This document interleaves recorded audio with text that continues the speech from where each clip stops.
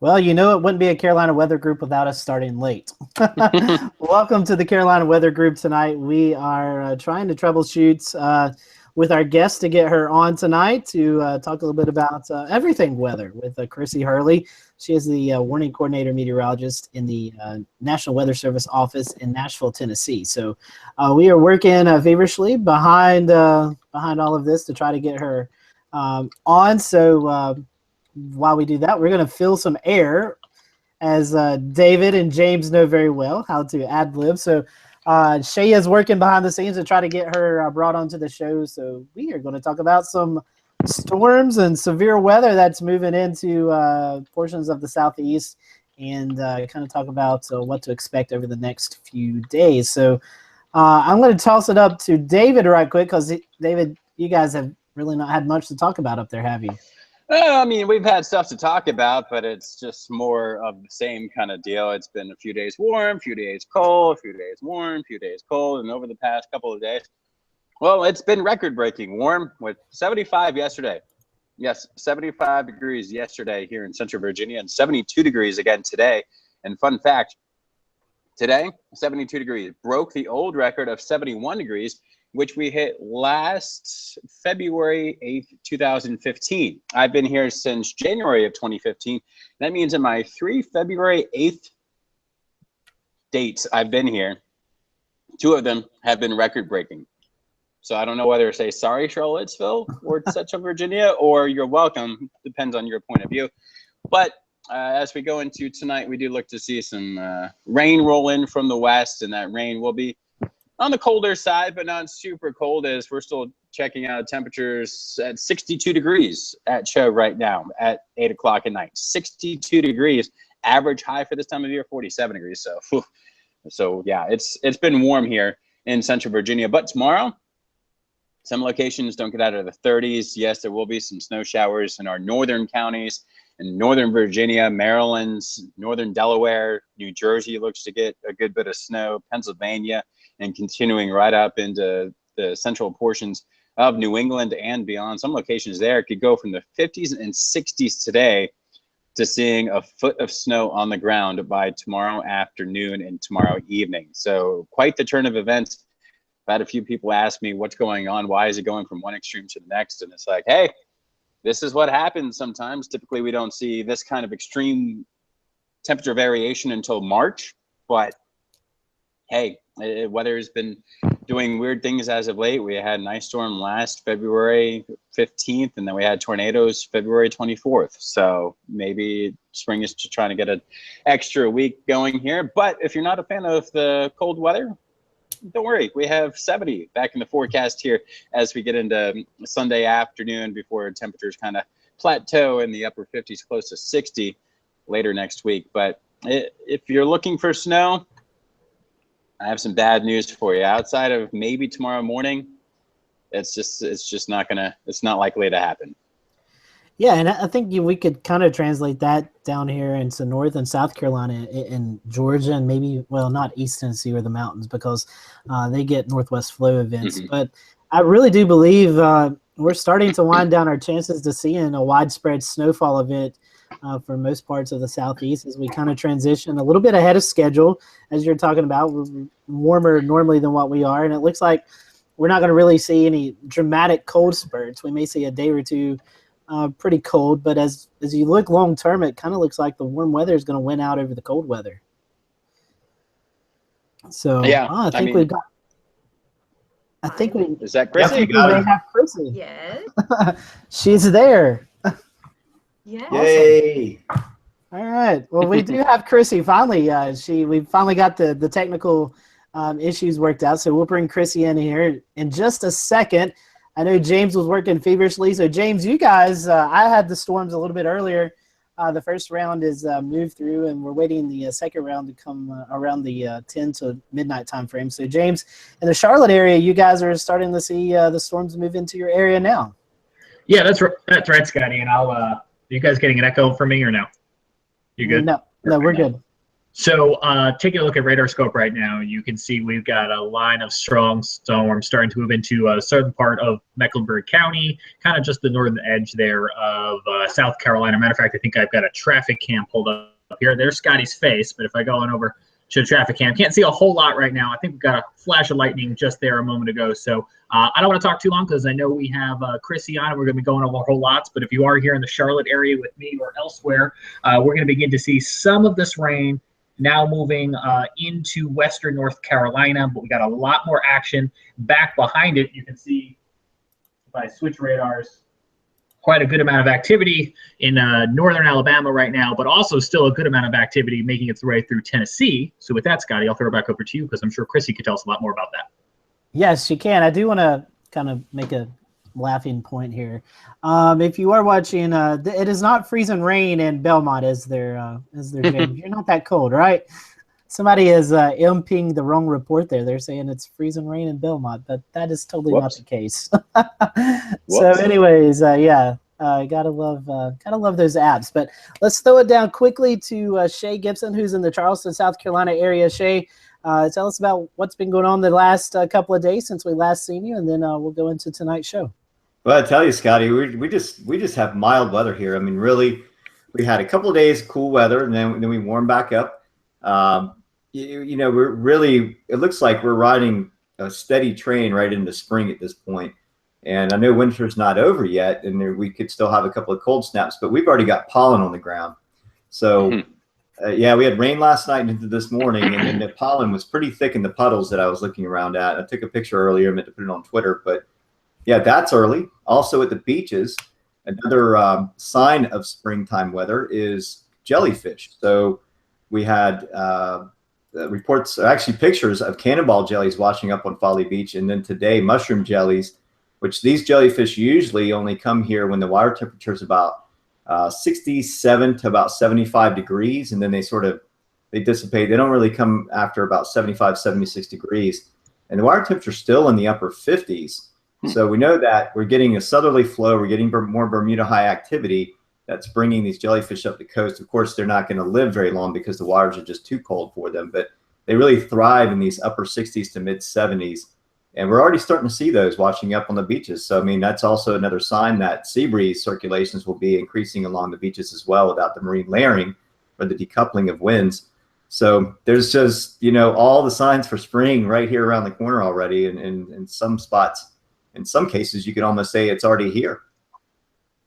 Yeah, and that's something we've noticed here in Western North Carolina as well. We're starting to see some trees bud, and it's way early for that. But like you said, the warm weather has been so prominent. I think there's been, in the past 3 weeks, there's been 7 or 8 days of 70 degrees or warmer temperatures here, even in the western part of North Carolina. So very abnormal, but I'm not complaining. I've caught spring fever, so I'm ready for the warm temperatures to stick around.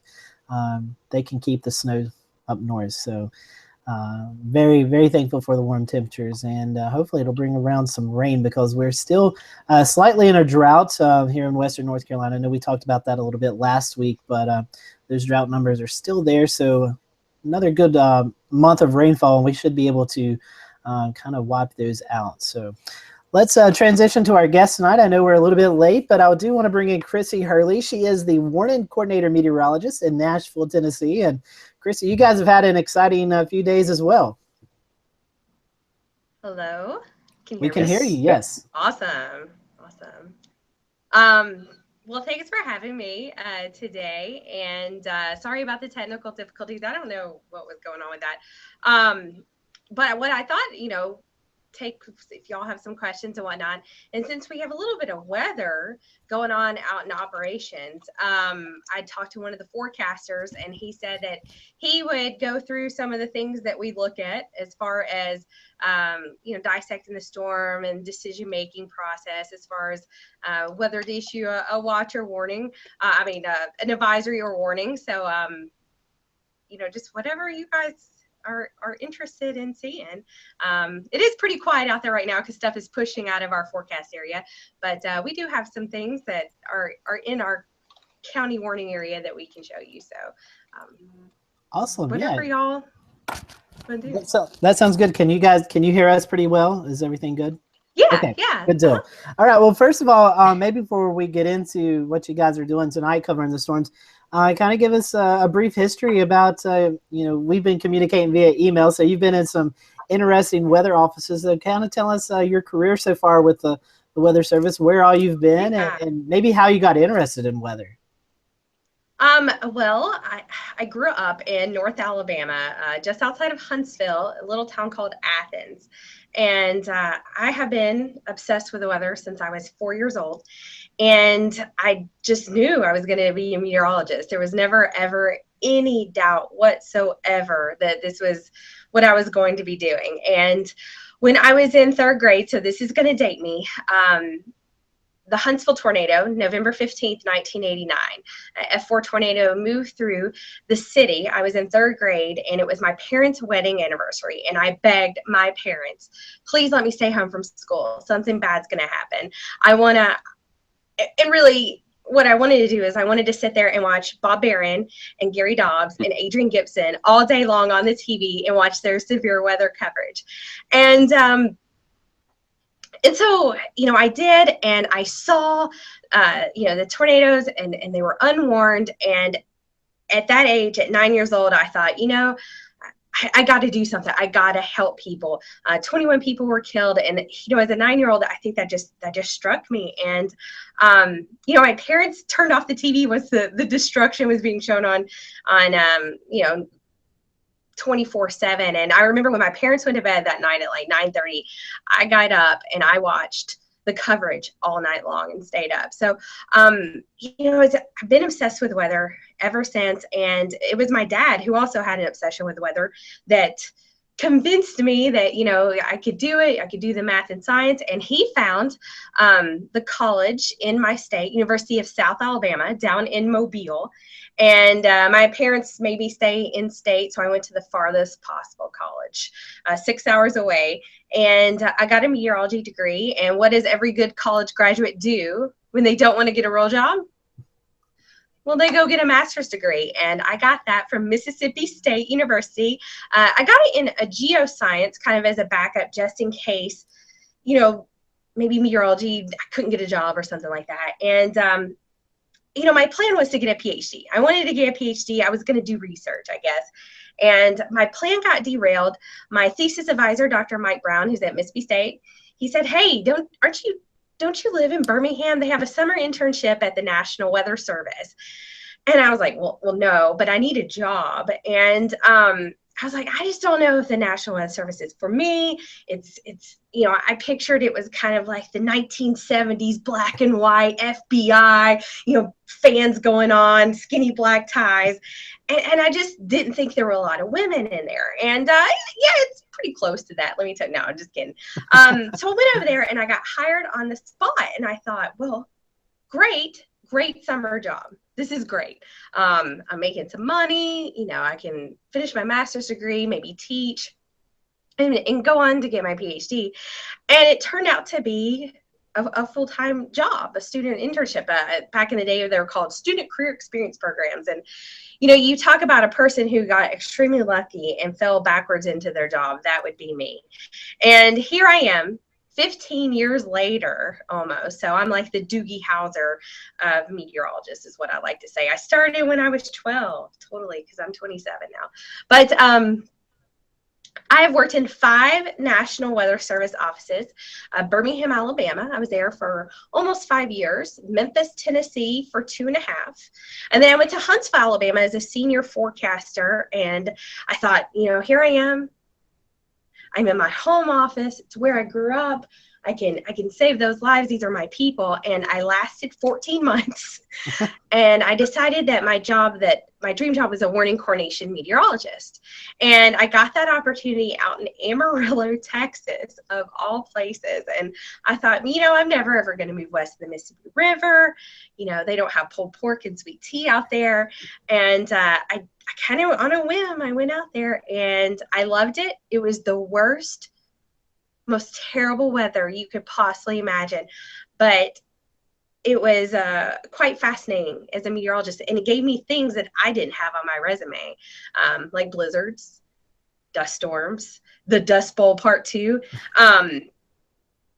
So I was there for 4.5 years, and this opportunity in Nashville came, and I thought, I probably should get home. I really want some pulled pork. And so I've been here. It will be 2 years in May. I absolutely love it. This office is fantastic. All of my offices I've ever worked at are fantastic, but this one has a wonderful staff, a great meteorologist in charge. His name's Larry Vanosy. He is fantastic.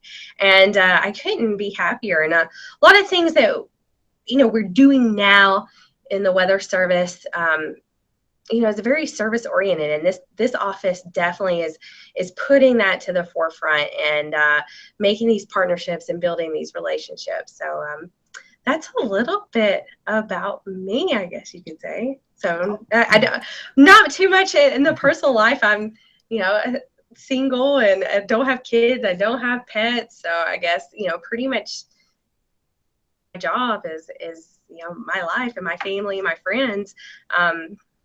So this is what I love doing. That's awesome. And we have one of our loyal followers, Craig Cece, is actually watching tonight. And he said, I think you guys may know each other. He was talking about, did you ever consider a career in broadcast meteorology? Not at all. I actually took a TV weather class in undergrad at University of South Alabama. And Alan Seals, who is now the National Weather Association president, was my instructor. And I think his words were, "Krissy, you are the worst TV meteorologist I've ever seen." I just didn't have that coordination down. I couldn't get it. It was just weird. It was backwards. And so I knew that was not for me. And, I have the personality and I could do on-air stuff and I love doing interviews and that kind of thing. But that was definitely not me. And I never thought the weather service and being a forecaster was me either. But a little less pressure, on having the right look and all that. And, I would say TV meteorology has drastically changed in the 15 years. It's unbelievable. I remember watching James Spann when I was in college at Mississippi State saying the broadcast industry is going to change. And you know what? He was right. So it's definitely a different ballgame. Hey, my light's timed out on me because I don't move enough. There we go. We'll do our TV guys, James and David. I was appreciating the energy efficient lights. Well, it's tough budget times. We want to save the tax-paying dollars. So I was thinking about turning my hands enough that I was thinking about turning mine off. That to me, but yes. Actually, Scotty, if I could jump in and ask a question, because we were talking about your career and your love for your job. For folks who are listening tonight, what is your job? Can you explain it to them and let them know a little bit about how that workflow kind of comes together? I'm the warning coordination meteorologist, and as I like to tell everyone, I am the lone extrovert in the National Weather Service office here. They would all laugh. I am, very talkative, friendly, outgoing. I do somewhere between 100 and 125 presentations a year. And this could be the local Rotary Club. It could be for emergency management. It could be for schools. It could be for just about anybody. Besides doing presentations, I am kind of like the public information officer, public relations person. If the stuff hits the fan, I'm going to be the one that's on TV. And if it really hits the fan, it's going to be my boss. So in big time events or tornadoes or the news, people want a story, I can usually get something going for them. My other part of my job is building relationships and, keeping things going. I work very closely with the emergency management community. So those are the ones pulling the trigger on the sirens, responding to disasters. And I'm in constant communication with emergency managers, county, local, state, federal partners of emergency management. And so just today, for instance, I was with the Nashville Emergency Management Office, and we toured Nissan Stadium where the Tennessee Titans play, because we are looking to get them storm ready recognized, which would be, I think, the third NFL stadium in the country. So that is a part of my job this morning. And then this afternoon, I went to the state headquarters of the Tennessee Emergency Management Agency and talked to the Tennessee National Guard about planning an exercise where they are going to bring in a hurricane that doesn't track properly and stalls right over Tennessee and causes quite a bit of flooding. So, my job varies day to day. And if there's weather, one of my main things I do is I go out and I look at the damage, rate the tornado, determine if it's straight line winds, that kind of thing. So I guess I do a lot of things, but mainly it's to deal with the external public. And when I'm not doing that, and our forecasters like to take vacation, they do let me drive the wheel sometimes and do the forecast and issue some warnings if they're really desperate. But I am an actual meteorologist too. So it sounds like, Krissy, you have the best job in the weather office right now.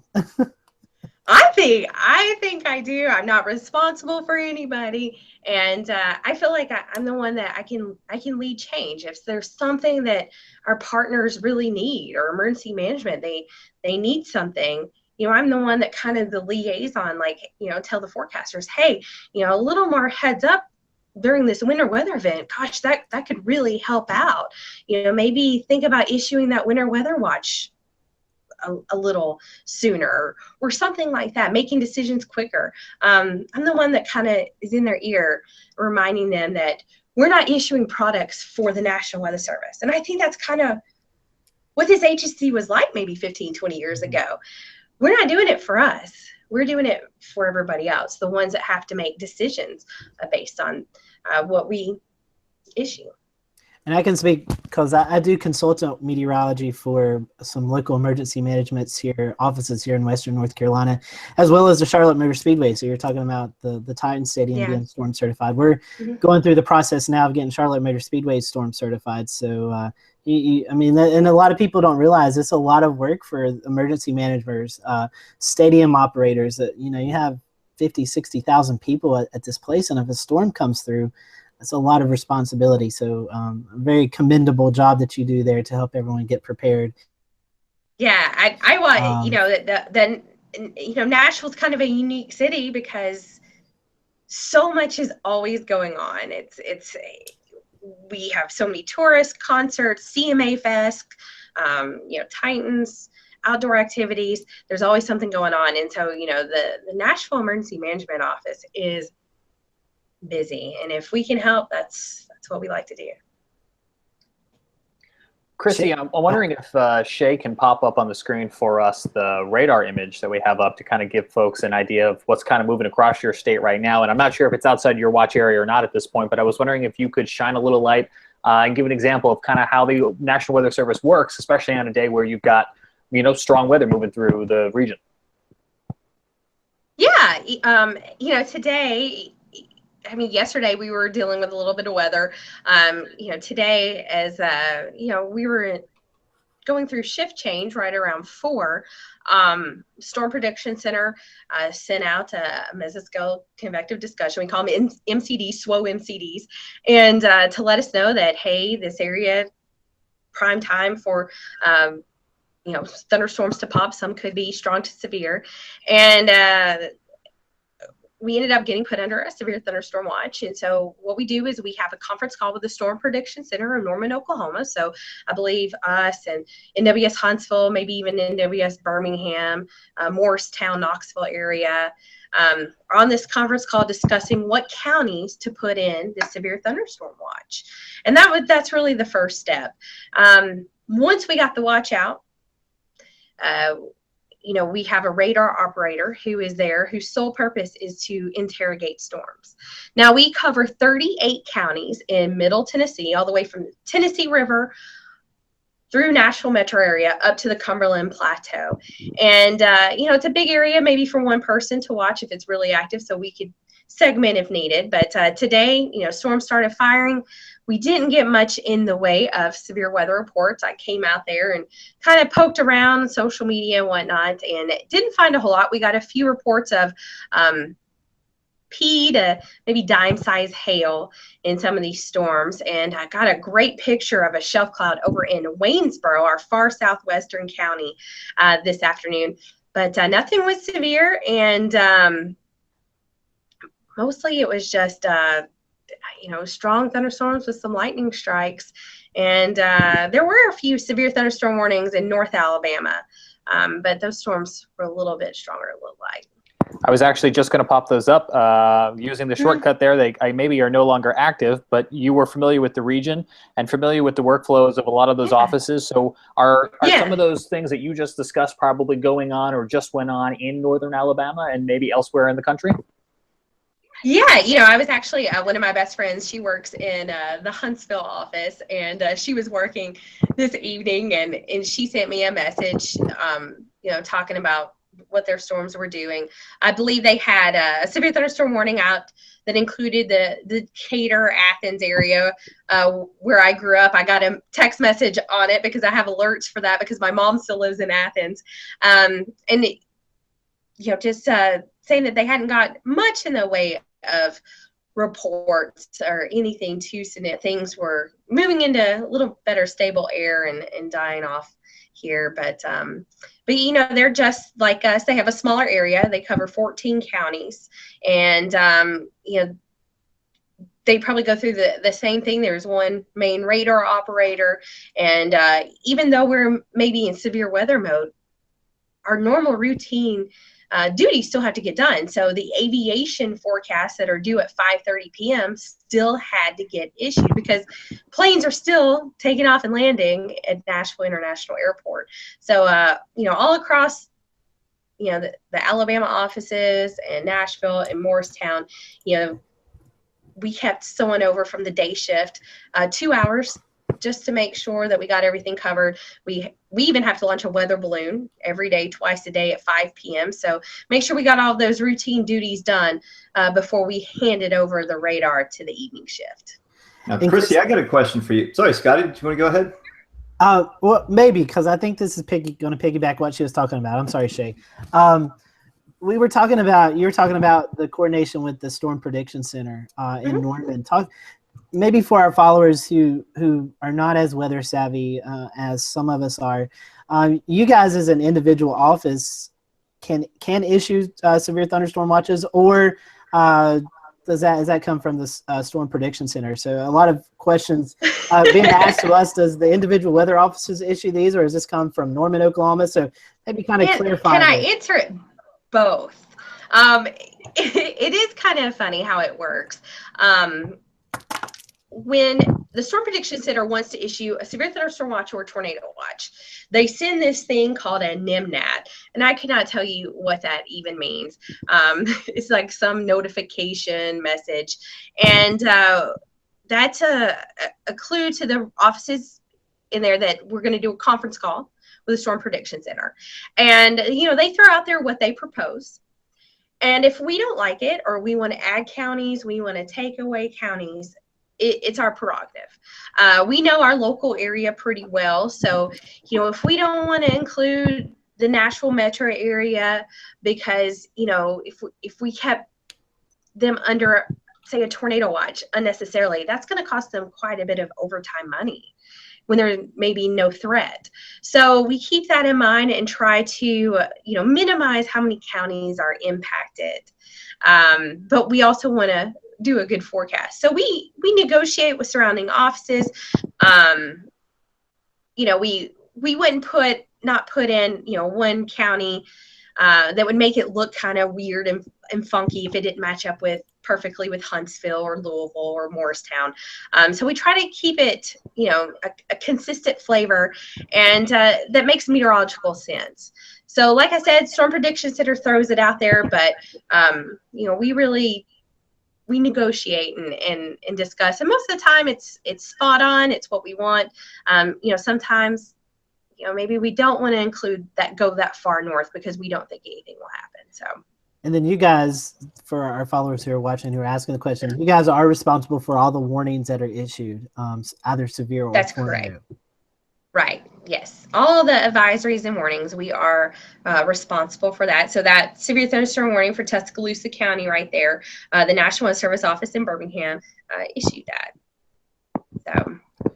And I think that Shay, I knew Shay had maybe a question. We were talking before you came on, talking about the local effects of how weather maybe affects your area. So Shay, this might be a good time to ask that one.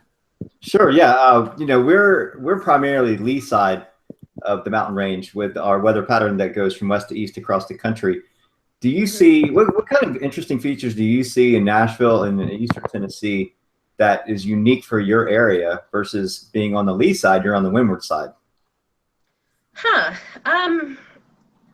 Unique. I know one of the things that you don't think about, I think, with the state of Tennessee, and where that's kind of my area of expertise with that, one would think as far as severe weather days, severe weather threat, what part of the state do you think is most active in severe weather? Where would you think? Pop quiz. I would say Memphis. Yeah. And that's what I think most people would say is the Memphis area. But did you know that it's actually Cumberland Plateau and East Tennessee has the most active severe weather days in the state? Somewhere like 33, 34 days of severe weather possible within 25 miles of your location. Most of it is straight line wind damage. Almost all of it is straight line winds. They get a lot more straight line winds in East Tennessee. West Tennessee has a higher tornado threat typically. In southern middle Tennessee. And so that's one of the things that I think when I first came here, it kind of surprised me. It's like, whoa. But I think that's one of those influences that, the higher elevations do have that we see in East Tennessee. Definitely lower tornado counts that occur in East Tennessee. However, on November 29th of last year, a couple of EF3 tornadoes struck Athens, Tennessee, McMinn County, right around just north of Chattanooga off of, Interstate 75. So, it's not uniformed, but that is one of the things that I have noticed. And talking about straight line damage and wind, your job is to communicate that to the general public. Here in Western North Carolina, I know you guys see it just as well over there, is a lot of people don't take the straight line damage and wind threat serious. When we're doing a forecast, we say, the primary threat is going to be damage and winds, straight line winds. And if they don't hear the word tornado, they just totally tune out of that. They're like, nothing's going to happen. But 9 times out of 10, damage and straight line winds are the main cause of damage, anywhere here in the Southeast besides Alabama and Mississippi, where we normally see tornadoes. So how do you communicate that threat to people saying, hey, you really do need to take this more serious? You may think that a gusty wind can't do anything, but it really can. Yeah. It is kind of interesting, living out in the Texas Panhandle, where there is absolutely nothing you can see for miles and miles and miles. We would have windy days and the gusty straight line winds, and nothing would happen. We would barely even get damage reports. We would issue severe thunderstorm warnings, 70-mile-per-hour winds expected, and we struggled to get reports. You come here, and it seems like if you sneeze, a Bradford pear goes down. So one of the things I think is a huge threat that I remember growing up and being scared because we had some woods in our backyard, trees falling on homes. And that is a huge threat. And I think that's why you see straight line winds. I believe it is really up there, probably just behind flash floods, as far as the number one weather-related killer in East Tennessee, at least. So maybe even middle and East Tennessee. Straight line winds. Not too long ago, we had not even that strong of winds. Geez. And we had a car Come on, there we go. We had a car that that a tree fell on. They weren't injured, but it was right down the road here at the office. And I think this is back in December. The winds were high, 40, 45 mile per hour winds. So it is a huge threat. It's very difficult to communicate. And I think people do take it seriously when it's like a Boeing segment and you have the TV meteorologist really saying, hey, this could be, 70, 80 mile per hour winds. But it seems like the lower end winds, they catch people off guard. Oh, well, I didn't think it was going to be that strong. And the trees, there's just so many trees that is definitely a huge threat around here. Probably much more, like you said, than tornadoes in a lot of instances, especially across East Tennessee. And you guys also have to deal with a lot of flooding in Nashville. I know it seems like Nashville is like one of those places you think of, Houston, Nashville, where you see a lot of flash flooding take place. So talk a little bit about that and your experience with that and dealing with the public. All of us here on the panel know for some reason people like to drive through flooded waters. So, I know. I always say, if you saw a fire ahead, would you drive into the fire? No. So why would you drive through water? Middle Tennessee is a little edgy when it comes to floods. The May 1st, May 2nd, 2010 floods. I was actually working in Huntsville at the time. So, I was to the south. I was forecasting all that week. I was forecasting major floods for Northwest Alabama. And I missed it by about 80 miles. So I bested a forecast. Meanwhile, Nashville has their rainiest and third rainiest day back to back. And they had already had a wet spring. They couldn't handle it.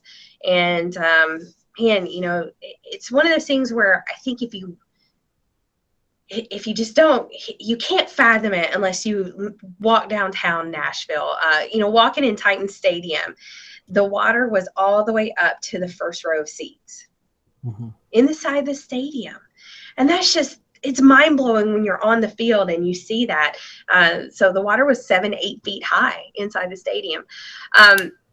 So flooding is a big deal. And I think that kind of helped, spark that outreach for flooding. But, it still happens.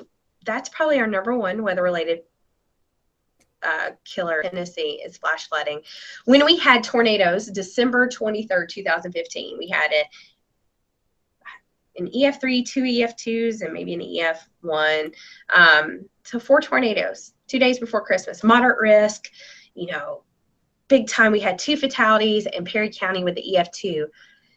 And that's all the media could talk about.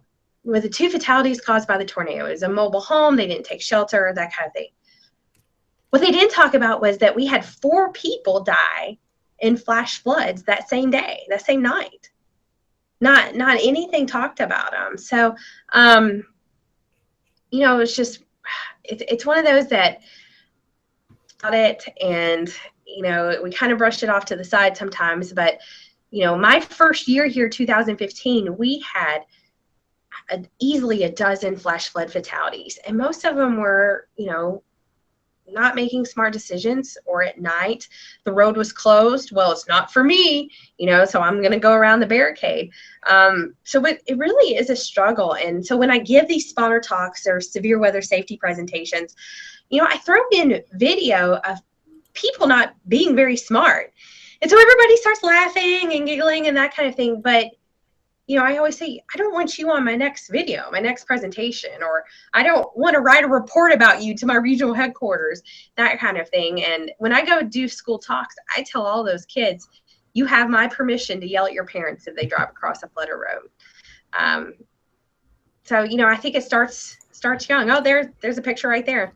Yeah, so this was last year. I was in Nashville, and that's the stadium, Nissan Stadium, and as Krissy was telling me about, imagine the river there being on the that bank was completely underwater right there. That green grass, completely underwater. And then the stadium, about 8 feet of water inside the stadium. So like all the locker rooms, everything was just inundated. It it's amazing that, even downtown, you go along First Avenue and up to Second Avenue. All that was just flooded. And there is a silver lining to that.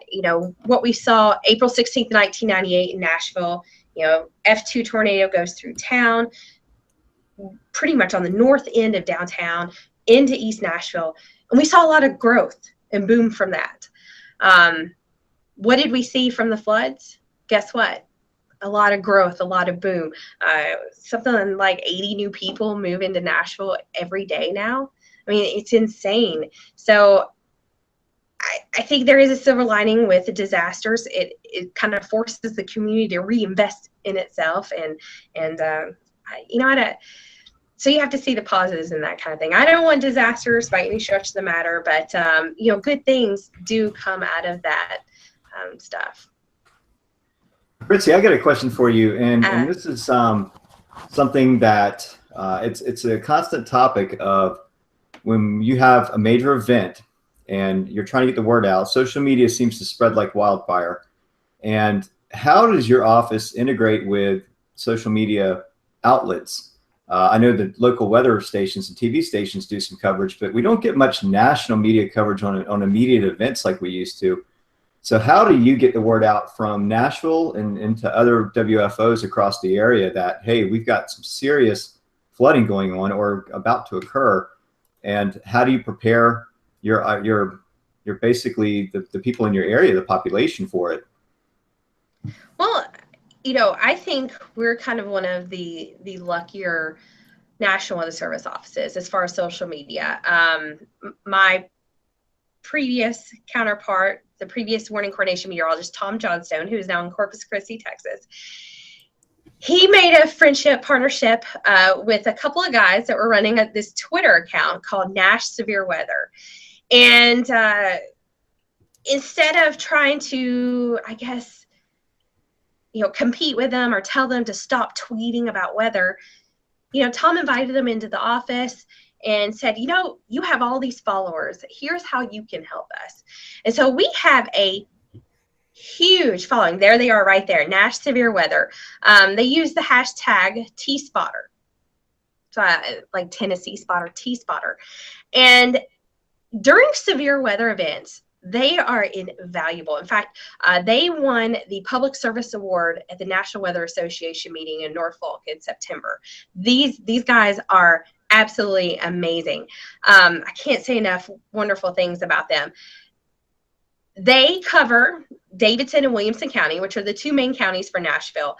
And they have other folks that cover the other different counties, like probably about 20 counties in Middle Tennessee.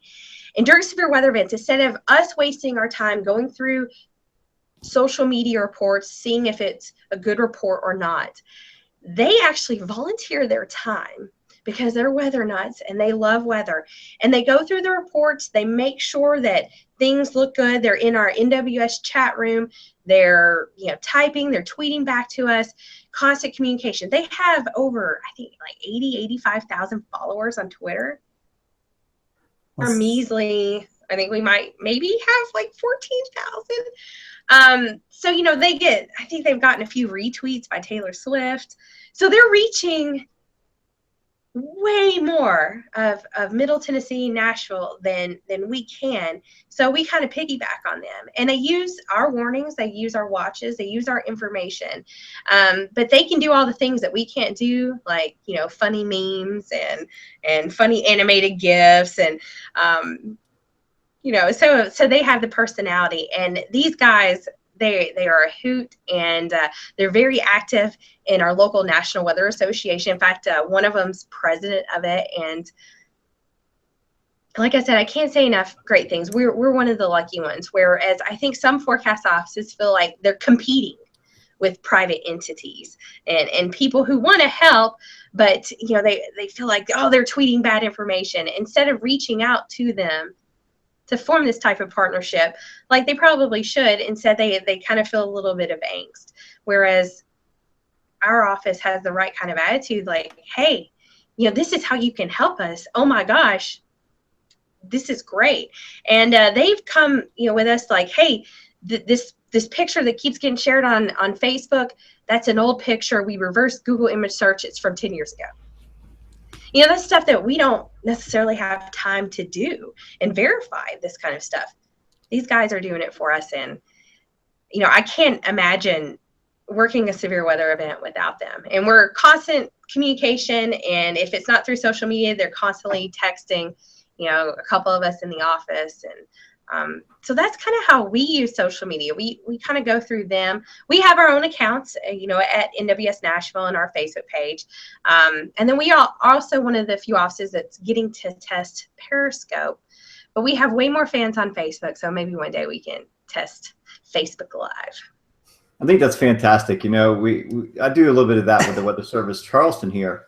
And it's nice because I'm on Facebook, I'm on Instagram. We even have a couple of guys, TV Mets here, that are doing Snapchats. Yes. Or Snapcasts, they call them. So, yes. You know, you're reaching out. I mean, these guys in Tennessee, they probably have a wider audience in Facebook, or an extended audience in Facebook, Instagram, all these other accounts. And so they get pictures, and people like to share pictures and share spotter information that is invaluable for you guys and everyone else around. So that's great that you're using them to help you out on the social media platform, rather than saying, no, don't do that. Yes. That's fantastic. So that's kudos to y'all for that. That's great. Yeah.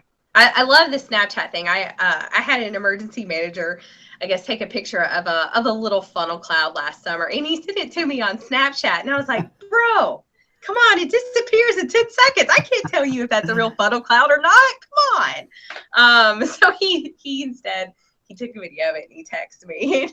And he was like, I didn't even think about it.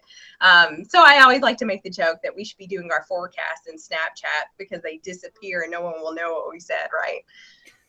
That's true. I do like Periscope. I've been seeing that around some of the WFOs, and I think it's fantastic that they kind of, I think Stephen Taylor here in Charleston, he'll get on the horn and he'll go around with his phone and he'll film the individual, the journeyman, then we'll have the senior meteorologist or senior forecaster, and sort of go to each station and say, tell us what's going on here, tell us what's going on there. What did you find in the sounding? You know, what did you find in the severe weather or the flooding? You know, it's just fantastic. If I did that, they would all go run to the back room. No, Krissy, no, we don't want to be on camera. So it is kind of funny how they see a camera and they're gone. So they're like, that's what you get paid to do. Now, you were talking, Krissy. You guys can't say much because I don't know who it is in your forecast office, but they put together some of the best forecast discussions there has ever been. I mean, I love reading some of the forecast discussions that come out of your office. They, I don't know who it is, but they do a great job. What is it? Do you know what the initials are? I haven't paid attention. There's one guy that's very famous, I guess you could say, Bobby Boy 01. He just retired January 3rd after 50 years of federal government service. 50 years. He worked 47 years in the National Weather Service. All shift work. Now, can you imagine working rotating shift work for 47 years? I sure can't.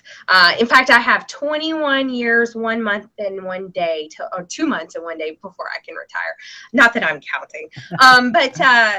But Bobby, he just retired, and he had some of the best forecast discussions. He was like a walking climatological book. You could say, hey, Bobby, we've been really warm this winter. When's the last time we were warm? And he'd be like, well, Krissy, that was 1986, and that spring we got hammered with severe weather, and I walked in on shift at 2:30 that day, and that was his story. So we definitely miss him, and he was always a very pleasant person. No matter what shift he was working, what he was doing, he was great. And at almost 70 years old, he worked a double shift when we had 8 inches of snow and people couldn't get to the office, and he didn't mind, and you couldn't tell. So, it's great having those type of people as coworkers that really, put service above self kind of stuff. So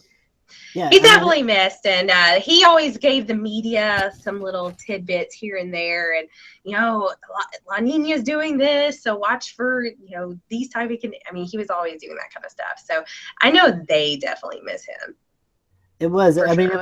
it was. You read forecast discussions, but those are just really, really well wit. Let's try that again. And some really of our well written. I know one of our forecasters who's probably one of our quietest forecasters. He doesn't say much, and he writes some of the best Facebook and Twitter posts. I think on New Year's Eve or New Year's Day, he said we would drop the radar dome at midnight, but the higher ups probably wouldn't like that or something like that. And he just had some really funny things. And no, he does not do NWS Podunk. So. And that's the best count. That is the best account. I did ask him. I was like, "Is this you?" And he's like, "No." He's like, "I wish it was me." But. I have one last question for you tonight, and I'm just wondering if you can share some context over the years from yourself or from your colleagues on how things have kind of changed in the landscape of social media and TV. Because in your current role, working with outside agencies, is there ever a conversation with broadcast digital operations? Because when you guys send that warning out now, it's no longer, of course, just going to weather radios. It's going to TV crawls and mobile apps. And is there ever a conversation like, Krissy, you guys are just making all these things blow up all at once? We and I'm not critiquing you. I'm just wondering if you ever get feedback. No, it's kind of interesting. You guys hold all that power. This past December, we gathered all of our emergency managers in one room and all of our local TV meteorologists in one room and then National Weather Service meteorologists in one room. So we had about 60 people all in one room, and we just sat and talked for about 5 hours.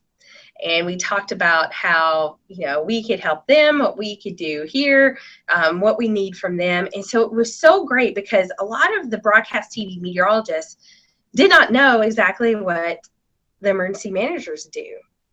And then on the flip side, I think emergency managers kind of always thought, oh, the broadcast TV meteorologists, they're such a pain. They don't understand what we do. And they didn't understand what their demands are, that the news director or the general manager dictates kind of what they report on and that kind of thing. So it was great to all be together. And I will tell you that I think Nashville has one of the best TV markets. Now, Amarillo was fantastic, and it was a small market, and it was great. And, a lot of news going on, so we would talk about weather a lot there. Here, we don't do that as much. It's a bigger city, but gosh, anytime we interact with them, it's fantastic. And we're probably one of the few markets where all 4 TV stations can be in the same room and nobody wants to kill each other. It's great. They all work together. They all genuinely like each other and respect each other. And, we have meetings with them yearly, and we're very lucky. And, if they have a complaint or something like that, I listen to their concerns, and, if it deems action, I'll definitely, talk it over with the staff, and we'll have a meeting and try to find solutions to that. So, we're always open to that. Whereas I truly think when I first got in this agency, we may not have been so open. A lot of these, products we would issue maybe as a CYA going to cover this. So I'm going to send this product out, so just in case something happens. Whereas I think now we have more of the mindset of service and just helping the customer and the partner and the emergency manager and the TV meteorologist and helping them communicate and make the right decisions. I have to say, you got one of our good buddies, Henry Rothenberger. He just moved to Nashville. He is a great guy. You guys have got a rock star in him. He is awesome. Yeah, actually, I worked with him when he was in Memphis, and I was a forecaster in Memphis. So we go way back. In fact, a couple weeks ago, we went to a hockey game together, a Preds game. So we go way back, and he is fantastic. And he's brought a lot more involvement with Channel 5, him and Bree Smith. and then Leland's there. So, yeah, it's great. I'm glad he's here and not there. Yeah, he's a rock star. He and I would always catch up at Carolina Panther games. So yes, I know we miss him about that. Shay, do you have a question? Because I had one I want to ask, and then if it's not too late, Krissy, if you have to go, please let us know. But I was going to see if you would kind of walk us through your office and kind of let us have a look at that. But Shay, I'll let you go ahead, and then we'll kind of finish up and let Krissy take us through the office real quick. Okay. I think I'm good, Scotty. I mean, you guys, you covered a lot of bases. You had a lot of questions. I was thinking of the same thing, and my main one was the weather there and the social media platforms that you use. So I think I'm good to go. But James, did you have anything? All right, he's shaking his head. All right, my last question for you, Krissy, before we kind of take a look, and I'm sorry it's kind of scattered. We got off to a crazy start. But, no, you're good. Working in all the offices, I mean, Birmingham, Huntsville, Nashville, you've worked in severe weather alley, per se. Is there any memorable day or events that kind of stick out to you that are like, man, I can't believe I covered that? To me, the Birmingham, the Tuscaloosa tornado would come to mind. What are some events that maybe you've worked or one that sticks out and say, man, I can't believe, we just saw that? Well, I moved out of Alabama 6 months before the April 2011 tornadoes happened. But I got deployed to Birmingham to help out because I was familiar with the area, to help out with surveys, TV and media interviews. So that was like one of those, like, wow, I felt like I helped, even though, I couldn't really, I didn't help with the event. And, that event was very terrifying because, my coworker, his mom and sister lost their house, but they were fine in Tuscaloosa. And my mom was 1.25 miles from the EF5 tornado that moved through just south of Athens, Alabama. So, that event was just, I think it was a nice wake-up call for meteorologists. Here we were getting kind of cocky, like, hey, look at all these lives we're saving, look at all this great stuff we're doing. But as far as me personally, I worked Super Tuesday, the tornado outbreak, February 5th, 2008. But the funny story on that was, before I got to work, I actually had to take cover in my own home. And the office called me, and they're like, Krissy, a tornado's been reported on, it's on the ground, it's coming straight for your house. And I actually said, well, can I just get in my car and outrun it? And here I am, the one that teaches this kind of stuff. And I'm like, why did I just say that? And I think it's that panic, flight or, fright kind of thing.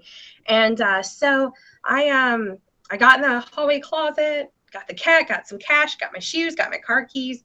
And the tornado lifted about 1.5 miles to my southwest and then went back down to my northeast and had debris all in my yard. But luckily my house wasn't hit. And then I went straight to work and worked like 12 hours that night. So wow. That one sticks out. But probably some of the wildest, craziest weather was in Amarillo, Texas. Oh my gosh. I got stuck at the office during a blizzard for like 36 hours. Our winds gusted to 77 miles per hour. I mean, it was just like, it was nuts. Wow. Like I just remember everybody thought we were TxDOT and asking if the roads were closed or open. And I would just answer the phone. The roads are closed. The roads are closed. Roads are closed. And it was amazing. We did this blizzard event and no one lost their life. It was just kind of crazy. And then we had a big wildfire day out there too. And I think that was when I was like, oh my gosh, I never worked wildfires.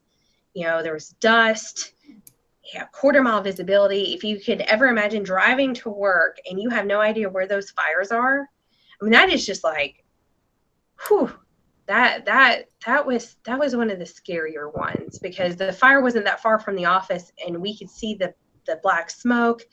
And I mean, it was just, no one lost their life, but it was like 88 homes were burned in Amarillo in the city. So it was just, no thanks. That was another reason I was like, I'm getting east. So yeah. So I would say, and reliving the Dust Bowl. I mean, how many people can say they did that?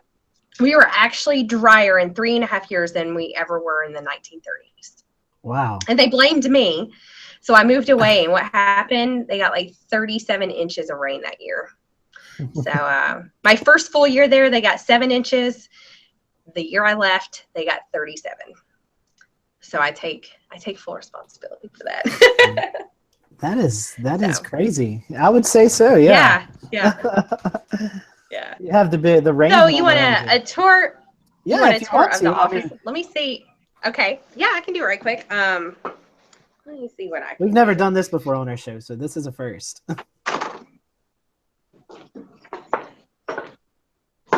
All right. So let's see here. There we go. So this is the operations area. So NWS Nashville. We have different workstations. These 2 workstations up front here are going to be the ones that are going to be our main radar operators. Folks issuing the warnings. And as you can see, nobody's there. But in a big severe weather event, that's what we would. We have a situational awareness display where we watch local TV. We have radar up here. Let's see if we'll focus on that. We have social media platform where it's everything from hashtag T-Spotter, Nash Severe Weather helping us out, the Weather Channel, news, our rivers, all that kind of thing, and then taking it around in the back station. So we have 3 more workstations. There's John and Jason working this evening. These have definitely died down. They say hello. We're down to 2 people right now. So the weather has definitely calmed down. Justin's already gone home for the day. So so things are going well at the Weather Bureau. Let's see if Justin kept things logged in. It doesn't look like he did. Let's see. I want that seat in front of all those monitors. That's nice. Awesome. That's a nice little command center, and you can watch your favorite shows at night too. You can. I know, right? Football during severe weather. No, not at all. And this is what we're looking at. So we have, on our AWIPS is what it's called, and we're looking at the different radars, and velocity, a dual pole, all that kind of information, and it updates and that's what we're monitoring, constantly during these situations. And not much is going on right now, so things moving out. So that is good news for us. And it is currently 39 degrees. When I got back in the office this afternoon, it was 68. So wow. I don't have a jacket, so I might regret that.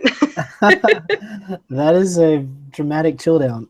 Yeah, you would think a meteorologist would have, planned. We're the ones that don't have the umbrella or the rain jacket in the car. No, I never do. I never do. They know better. They know I don't. So we're still holding on to 60 here in Charlotte, I think, as of the 9 o'clock observation. But I think that's not going to last very long. What here in Charlotte, we got we still got a little bit of heat, but not for much longer. You said you're down to 30 something. We are 39. I just looked at our right there. Let's see. Where is it? There a little bit of what's coming this way. Hold on. There it is. So that's here. Can I do it backwards here? Let me see. Go. 39.1. So that's what we are right now. Very awesome. Well, Krissy, we don't want to keep you too long. It sounds like you've had a busy day, so yeah. We appreciate you coming on. Oh, you're welcome. You're so welcome. And thank you for having me. Yeah, and hopefully we'll have you back on sometime. If you want to, we always give our guests the opportunity to share their social media account or the Weather Service social media account if you want to. So here's your time to do that. I am WCM, because that's my job title, WCM _Krissy, Krissy. Pretty easy. I just hope I never get another job in the Weather Service, because I'll have to change that. WCM _Krissy, and that's where you can find me on Twitter. And if you follow us on Twitter, we've really blown Krissy's timeline up today. So you can just click on that and be able to follow her. So Krissy, thanks for coming on. if you want to stick around after the show, you can. I have a question I do want to ask you. So, but if Okay. you have to go, I can just email it to you. But James, I know you was going to do a quick weather tease for the Charlotte area before we sign off. Well, yeah, not just the Charlotte area. And if Krissy's sticking around, I'm afraid she might critique my forecast because this No, is I don't pressure, critique. pressure. No. this is not going to be. This is going to be a very high level forecast. But for folks who are with us live this evening, I know we've got some weather coming our way, and I'm going to ask Shay if he can pop my screen share back up on my second monitor again. And I just kind of want to walk through at a high level for everyone what we could be looking at here in the next few hours or so. And there you have it. Looking at the National Weather Service graphic, you can see that we do have that low pressure over the southeast. That area shaded there in yellow is the area we spent a good amount of time looking at tonight on radar and talking about storms, and already kind of moved through Krissy's area, and they're cooling down, and that's what's going to be coming in to the Carolinas in the next few hours. So looking at our Carolina Weather Group radar right now, you can see that if you are in the Charlotte area or just to the east of the Charlotte area, heading off towards Fayetteville, you got a nice good rumble of thunder, which happened for me during our show. Luckily, the power didn't go out, but we will have some more activity back behind that if these storms kind of hold together as they do come into that mountainous divide there between Tennessee and North Carolina. We can expect more rumbles of thunder during the overnight. One thing I was watching while we were talking, we got a report of some small hail that came right in there at the Bristol line between Tennessee and Virginia. Couldn't find any pictures of it just yet, but those are types of things that we're going to be watching for in the weather overnight.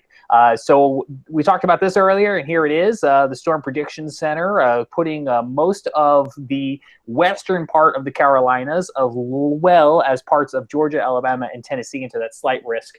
And that's mainly, I think, going to be for maybe that chance of some small hail, but maybe some damaging wind embedded with some of the thunderstorms. And so here it is, a look at our most recent short-term high-resolution model here. And you can see some of that rain I was showing you on radar moving into the Carolinas over the overnight. So you may hear a rumble of thunder, maybe a weather radio or two going off during the overnight hours. But what this is really going to turn into, and I think the big headline that we're all going to walk away with, and I have to talk about it just briefly, is, oh, wow, that's updated since I last looked at it. Okay.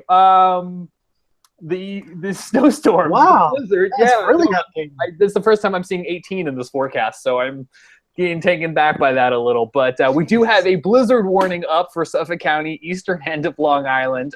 This is the New York City office in Islip, or not in Islip, excuse me, in Brookhaven National Labs is the forecast area we're looking at right now. So this low will go out to sea, intensify, and dump a ton of snow for our friends from Boston, Connecticut. Our friend Peter was on his Facebook page earlier. And by the way, I just do want to point this out because we talked about this a little bit during our own snowstorm, but here it is again from the office here in the New York City metro area. They're expecting at least this much snow. This is that experimental National Weather Service graphic. So at least 6 inches of snow, which is higher than it was before. The graphic I just popped up, most likely going to see about a foot of snow across Long Island. Again, this is going to be a low that's out to sea, so it's going to intensify further to the east.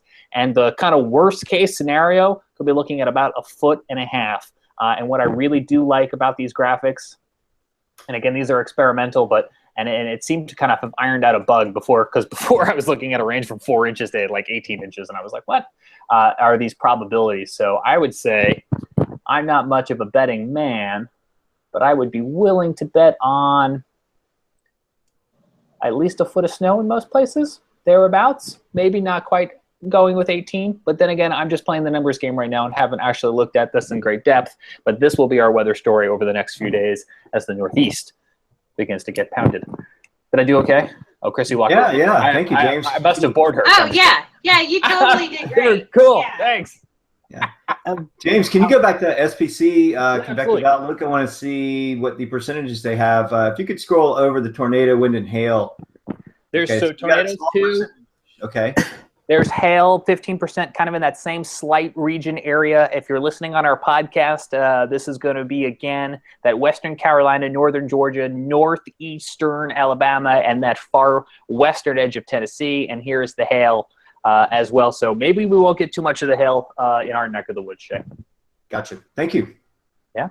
And by the way, did anybody else watch today as that slight box just kind of grew bigger and bigger and bigger? It was kind of like, oh, it's spreading. It did. It got bigger, and I'll tell you, the dew points actually in the Charlotte area are now in the mid I'm sorry, mid to upper 50s, close to 60. So that kind of tells you there's some moisture to work with as the next batch of storms move in. So, Krissy, if you are still listening, if you have any input on the most likely, least likely, and worst case scenario snowfall graphics, I want to give you guys 2 to 3 thumbs up. Because I have any input with that? Well, our southern region is not participating in this experiment right now. You guys need to, because that's a great product. That's something that we've used all winter long. I mean, we've not had much snow to talk about, but it's really, really helpful. At least when you're trying to share it to the public, this is the uncertainty of what we could see. We could go from nothing to 12 inches. So I really like. Really Good. I'm glad to hear that. Helps explain things a little bit better, because if we don't call for 6 inches, if we call for 6 inches of snow and you only get 3, we get rocks thrown at us. It's not fun. I think you're preaching to the choir, Scotty. Yeah, we want the Weather Service to take the brunt of that one. Didn't Blacksburg start that one? yeah. For some reason, there's a difference between 6 and 3, but I don't know what it is. I mean, hey, try getting hammered. We got hammered. We said up to 1 inch, and we officially got 0.4, and we still got thrown under the bus. So sometimes you just can't win, you know. See, that's what I think is Timing's not fair. everything. I grew up in New York, and it was always 0 to 3, 3 to 6, 6+, right? Where like the expectations the public had for the meteorologist. And here it's like, I want to know every half-inch contour. Like the science just doesn't exist. Yeah, they want to know how much it's going to be in the front yard and then how much in the backyard. And by the oak tree in my backyard, how much is it going to snow? So. All right, we are running way over. So thanks for watching the Carolina Weather Group tonight. I will not be here next week, but you guys are in trusty hands with Shay and James and David, and Ricky will be back. Ricky was actually in Nashville today. He was shooting a story for something for the Weekend Traveler. So we said you should just stop by and hung out with Krissy. But I know.